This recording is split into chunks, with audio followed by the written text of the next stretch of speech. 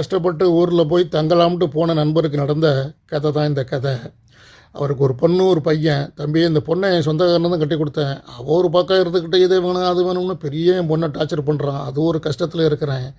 இந்த பையலை படிக்க வச்சேன், சரியாக படிக்கலை. நான் வெளிநாட்டில் இருக்கிறப்ப என் மனைவி சொன்னா நீ வெளிநாட்டுக்கு அழைச்சிக்கன்னு சொன்னால் அவர் நல்ல கம்பெனியை பார்த்து தான் நான் அழைச்சேன். அந்த கம்பெனியில் இது சரியில்லை அது சரியில்லை அப்படின்னு எனக்கும் அவனுக்கும் அவ்வளோ பிரச்சனை. உடனே என் மனைவி ஃபோன் பண்ணி நீ பிள்ளைக்கு சரியான கம்பெனி பார்க்கல, உனக்கு வழக்கம் தெரியாது அப்படி இப்படின்னு சண்டை போட்டா. அவள் திருப்பி கேன்சல் பண்ணிக்கிட்டு இவன் போய் ஒரு 3 மாதம் கழிச்சு வேறு கம்பெனி நல்ல கம்பெனி ஒரு விசாடு அப்படின்னு சொன்னான்.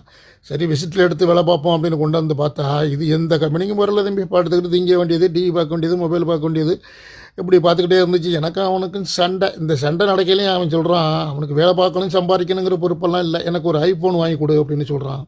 எனக்கு அவனுக்கும் பெரிய சண்டை. எப்போ அந்த ஃபோன் வாங்குறதுக்கு எனக்கு 6 மாதம் ஆகும், நீ வேலைக்கும் போக மாட்டேங்கிற வர மாட்டேங்கிற அப்படின்னு சண்டை நடக்குது. அம்மாளுக்கு சொல்லி அம்மா இங்கேருந்து ஃபோன் பண்ணி என் பிள்ளைய கொண்டு போகிற, நீ அங்கேயே கொல்லி வைக்க போகிற, நீ எதுக்கு கல்யாணம் பண்ண, எதுக்கு பெத்த, நீ பிள்ளைய அனுப்பி வச்சிடறேன் நான் பார்த்துக்கிறேன் அப்படின்னு பெரிய சண்டை. சரி போடான்னு போய் ஒரு 3 மாதம் கழிச்சு சொல்கிறான் அவனுக்கு பொறுப்பு இருக்காது, நீ கல்யாணம் பண்ணி வச்சா தான் பொறுப்பு வரும் அப்படின்னு சொல்கிறான். சரி பெற்று தொலைஞ்சிட்டோமே அப்படின்ட்டு ஒரு பொண்ணை பார்த்து கல்யாணத்தை பண்ணி வச்சா அவன் செஞ்சது ஒரு பிள்ளைய பெற்று வச்சுருக்கான் தம்பி. நானும் முடிச்சுக்கிட்டு ஊருக்கு போய்த்தேன் தம்பி. போய் 3 வருஷமாக பார்க்குறேன் தம்பி. இவன் வீட்டுக்குள்ள திருந்துக்கிட்டு முன்னாட்டிகிட்ட பேசிக்கிட்டு தான் இருக்கிறான். வேலைக்கு போகணும் சம்பாதிக்கணுங்கிற எண்ணமே இல்லை தம்பி. பார்த்துட்டு ஒரு நாள் வந்து சொல்கிறான் என் கூட்டுக்காரங்களாம் பைக் வச்சுருக்கான், பைக் வாங்கி கொடுன்னு. எனக்கு வந்துச்சுன்னா கண்ணா பண்ணான்னு பிடிச்சி பேசிவிட்டேன். அவெல்லாம் ரோசக்காரன் சம்பாதிக்கிறான், நீ எல்லாம் என்ன மனுஷனா அப்படின்னு பேசினோடனே அவனுக்கு கோவம் வந்து என்னை பிடிச்சி தள்ளிவிட்டான் தம்பி.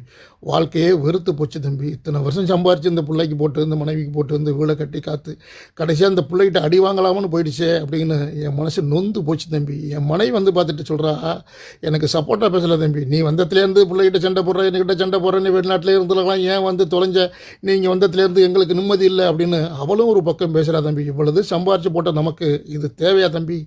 நம்ம முதல்ல சம்பாரித்து கொடுத்துக்கிட்டு இருந்தோம், அது ஒரு இஷ்டத்துக்கு திங்கிற